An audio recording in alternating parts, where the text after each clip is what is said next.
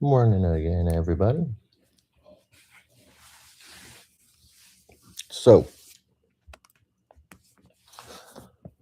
policing needs to become a safer job.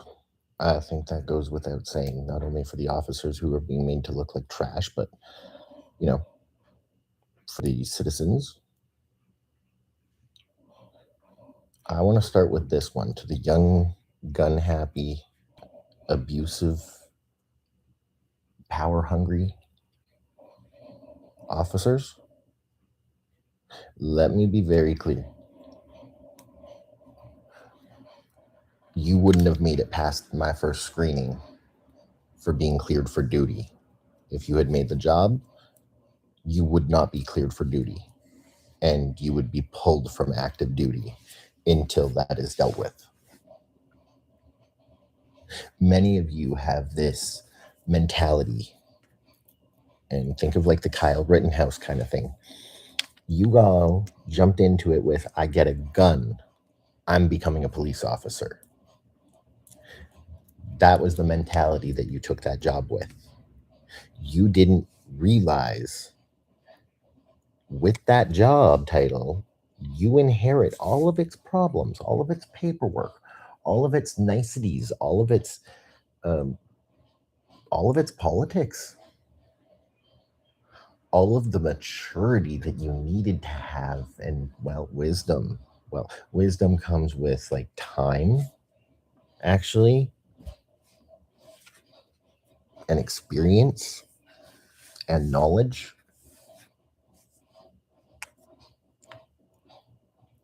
That's how you get wisdom. And you guys are gun happy. You're jumping into the situations without thinking, which is never a good thing. I mean, jump 2 feet in, as in be excited for a career. There's nothing wrong with that. But where are you focusing your time? To some gentlemen, you were speaking about testing weapons where at literally like a tap, don't even like a feather, and the weapon was firing, not like the sluggish things that you have now. Well, there's kind of a reason that your weapons act that sluggish on the trigger and why you have to push it so hard. It's because there was too many accidents of gun happy trigger happy policemen in a uniform who shot and killed innocent people. That's why your gun is so hard to fire as a police officer. It's actually designed that way. The doctor, along with Pamela Bondi's help, my birth mother, technically, actually, and I'm 50. I look damn good for 50, don't I? Besides the point. Yeah, she might have arranged with him specifically after hearing one comment of, nope, don't give them that. You're going to make them drive around the city. Actually. Sorry.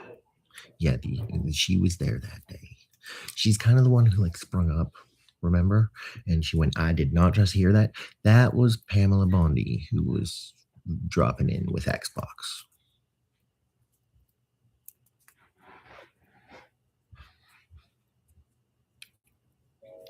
Yeah.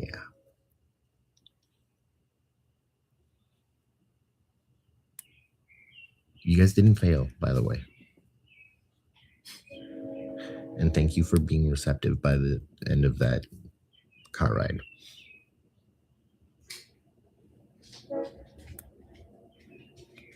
If one of you has lost a parent in the line of duty because of this and because of this program, my condolences.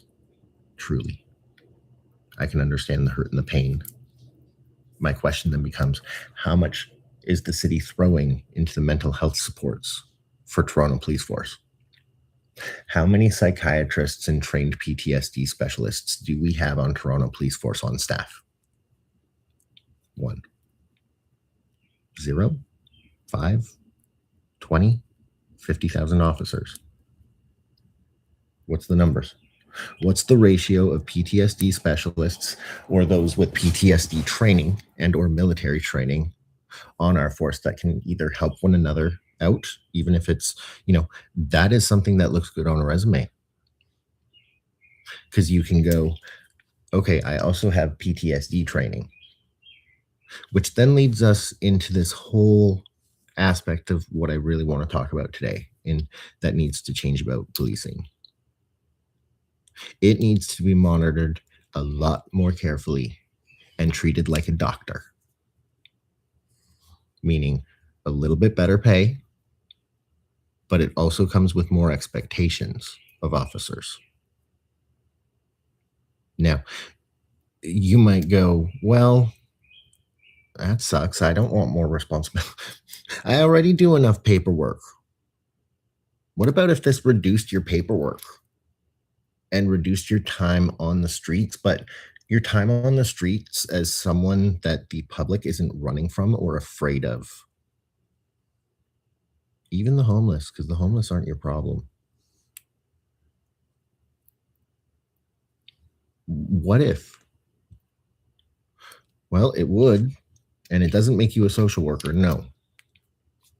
You see, in being a doctor or being a personal trainer, I know that some of you on the force will know this. And if you know Kevin Darby, he will fill you in on this very carefully because he works with this very extensively, developing Darby training systems. Fantastic, phenomenal teacher. Where do you think I learned some of my teaching methods from?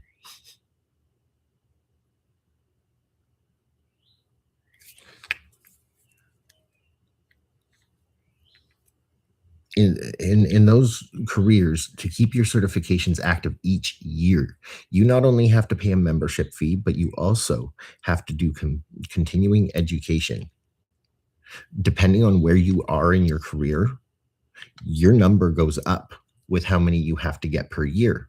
The bigger course you take, the more credits. So 1 year, you might only take like one course, but that is your entire learning that you need to do in that 1 year. But that course is probably also going to be between like $5,000 to $10,000 for that course.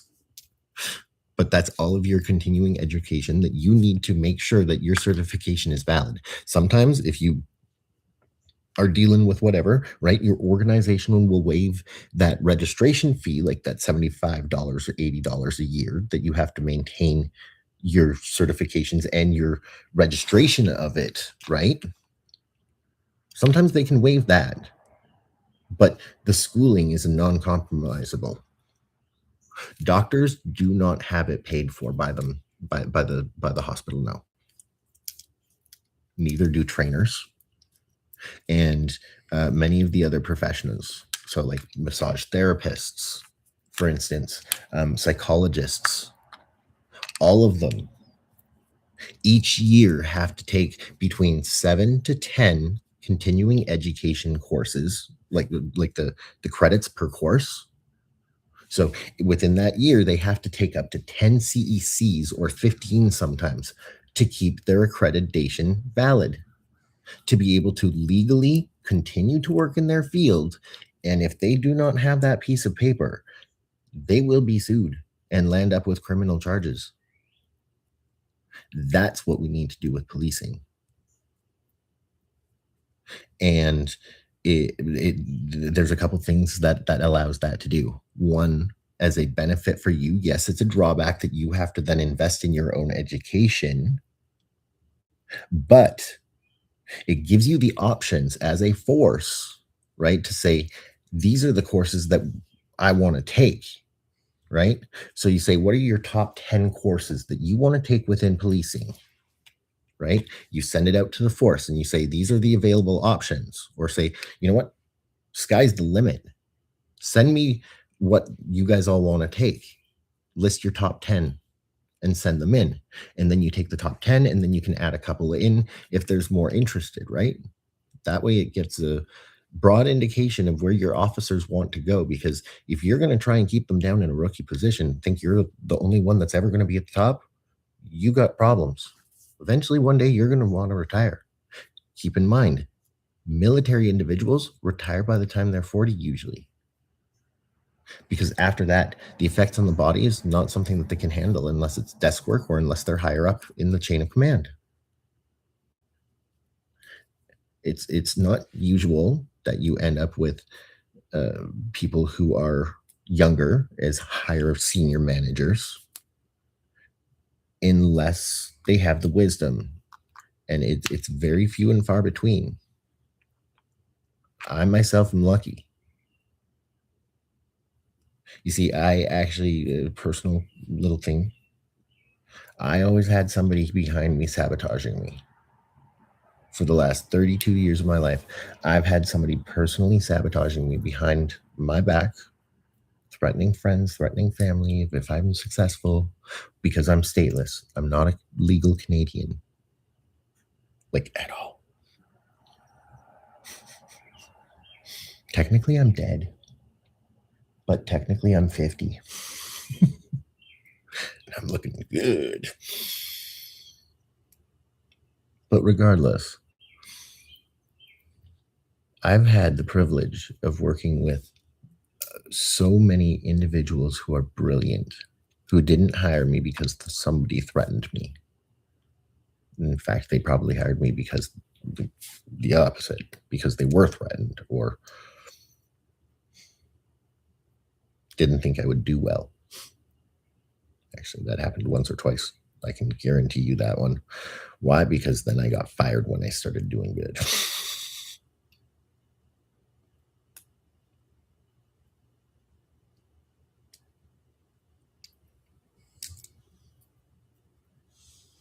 Kids gained access and women gained access to military technology, which is then linked up to the CIA gateway, aka the mind control experiments by the USSR, former USSR that was kicked out of Russia. And I'm pretty sure it was for fighting this, actually. I'm going to bet if you ask the people who still remember it, Crimea, they'll probably know, Cold War.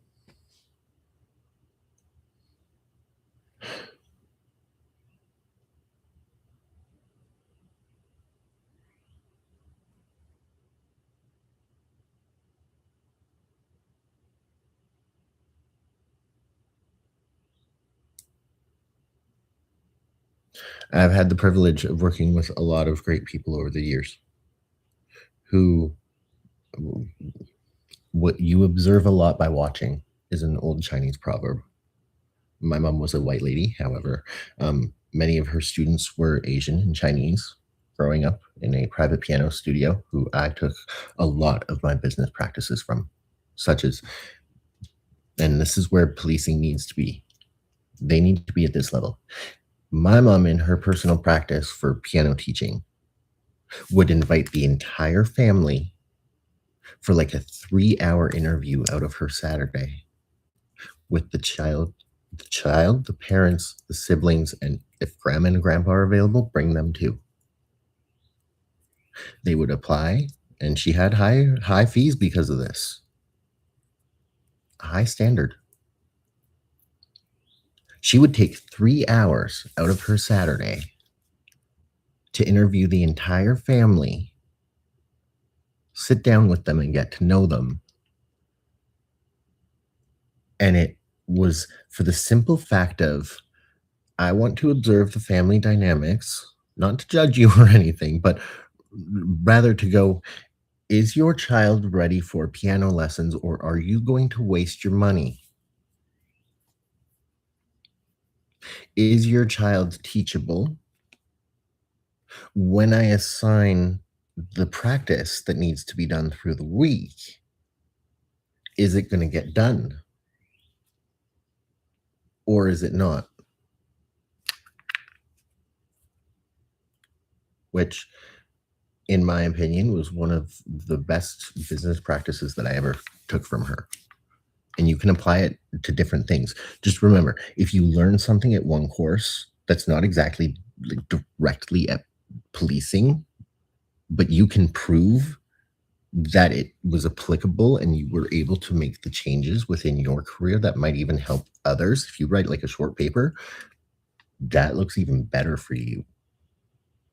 Hiring managers notice that because it's not all about, and I know it's so hard to think on the daily, right?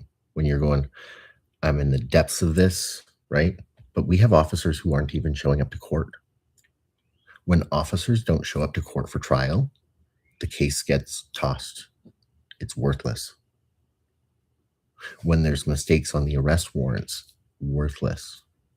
When it's a blanket signature where it's like from this time to this time, this justice's signature is on this document, but I don't know if the justice ever actually joined the Zoom call, useless.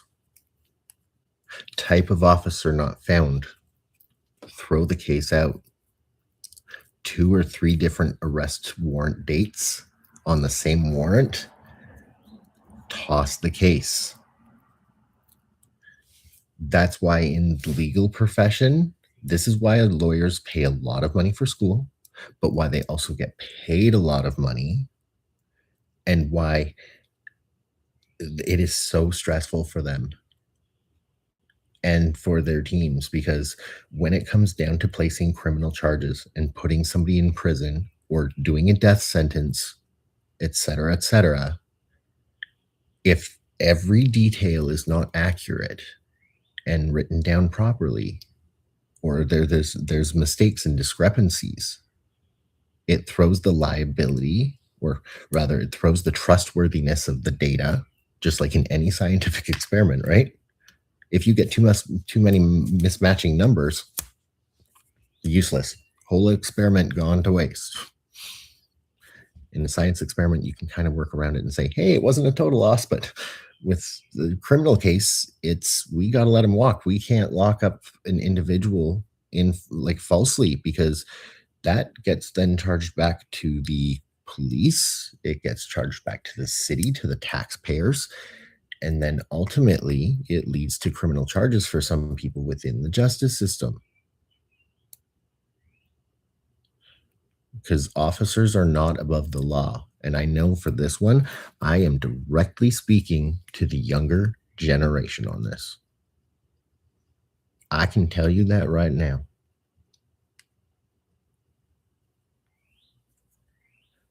You are not above the law, kids, as an officer.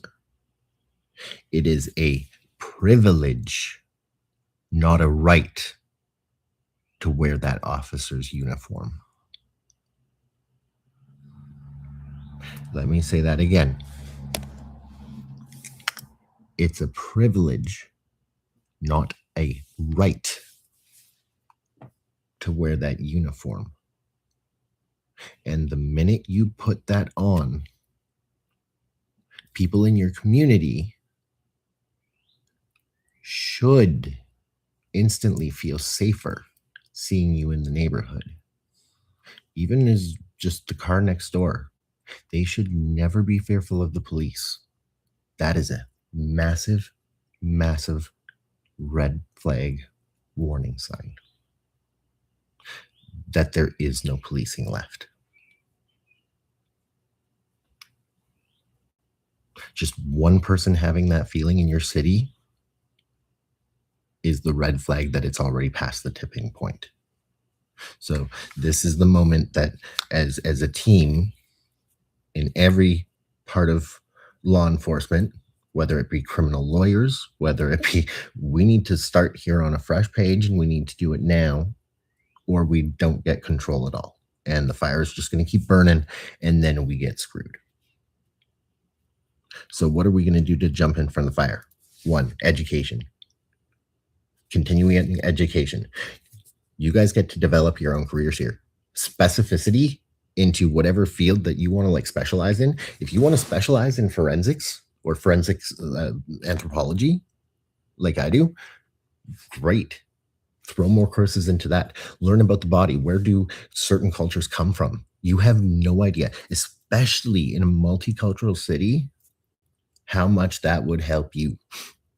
1, by looking at someone and like even through Flybase, based off of how flat their face is, how big their forehead is, how all of their facial features are, I can tell you exactly what part of the world where they're coming from, where their parents were from and their grandparents on both sides, all four of them and all eight of them actually.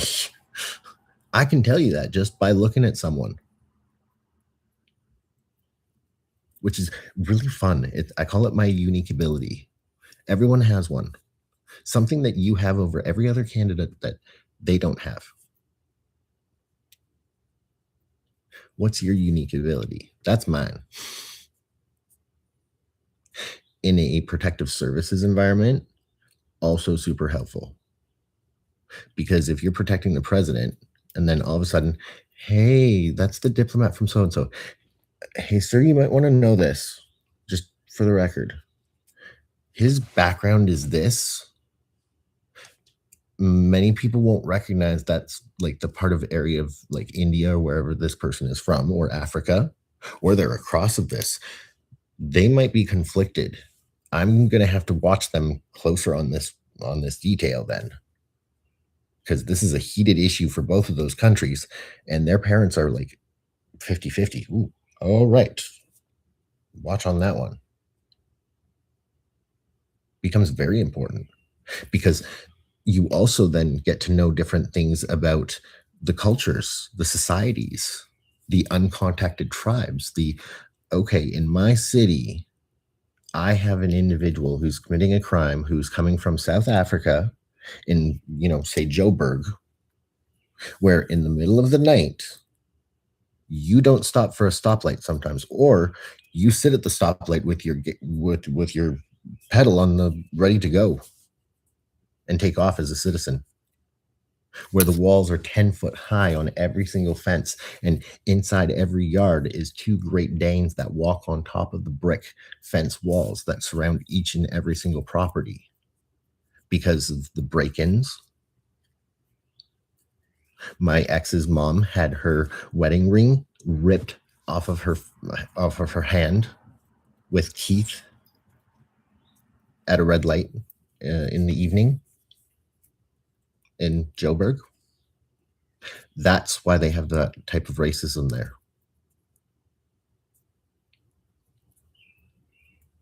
Because of the amount of for lack of better words, box thieves. I take. I'm deserved it. I'm owed it.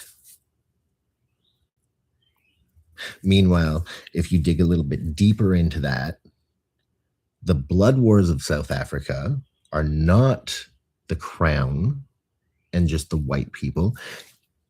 It's the robbers of the crown. The robbers of rather the piracy. Think about Pirates of the Caribbean.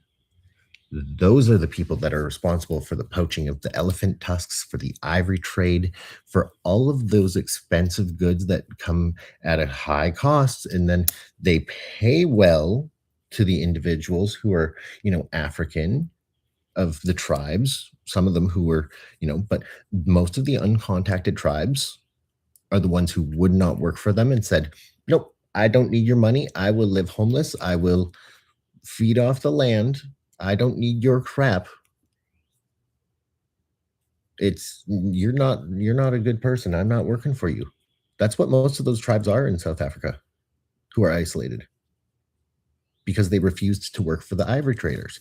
Now, in South Africa, again, then you have the race family, which I have personal connections to, who then is Addo Elephant Park, who are actually technically related by adoption family through the Kruger side of Kruger National Park, which then Nana Race was actually super huge on, she was being tough on them, but she was doing it for their own good to toughen them up a little bit, to have them learn the system, to pass that on to pass on the discipline, the structure, these are the things that Britain did to become successful. We might have to tweak them a little bit more than we thought on a teaching perspective, right? Okay, they think this way a little bit more in this country. Okay, maybe we can adapt this to do this. We might have to do a bit more of that. Maybe that wasn't done enough, right? We did a copy and paste. We did a copy and paste approach, I'm going to bet. What works here must work here. Nope. Not so much. We could follow the same general principles, but we're going to have to reorganize this. That's where we're going to have to look at that. And that will help. The race family was huge on education. And yes, we're hard asses, but you weren't working for the blood poachers of the blood wars who really just pay you enough in each job, but then they don't give you enough work to sustain that. And then you end up poorer and poorer and poorer. So it becomes this, you could work for the race family here on Addo Elephant Park, a natural, like a reserve and a protection sanctuary, actually, is what Kruger National Park is. It is a no hunting zone. A safari there means you go and look at the animals from the vehicle, and that's it. And pet, peanut butter out as he sticks his head through the window for breakfast in the morning, the giraffe. By the way, did you know that a giraffe's tongue is about 6 foot long and purple? And they love carrots. Fun. So that is where you can dig into those specialties. If you start as just like a criminology degree, or you even start just as a rookie officer and you go to the police academy and then you do the work and you invest in your future, even just picking not the young, cool, hip partner on shift, pick one of the more senior officers who might even be retiring soon, or the one that you don't think that you would learn anything from and are going to have the shittiest time with. Pick them, because the knowledge that you will get from them that might not make you cool and the most popular guy in the station, with some people, with the people that matter and the ones that are going to grow your career and grow you specifically into like the best officer that you could be. First of all, if you're better off 5 minutes than you were 5 minutes ago, if that is your goal every day on the shittiest of days, that is what you aim for as a police officer, you're set, baby. That's all your managers will ever want from you, too. Okay, maybe a little bit more perfection in sometimes, but you shouldn't be stressed out on the streets.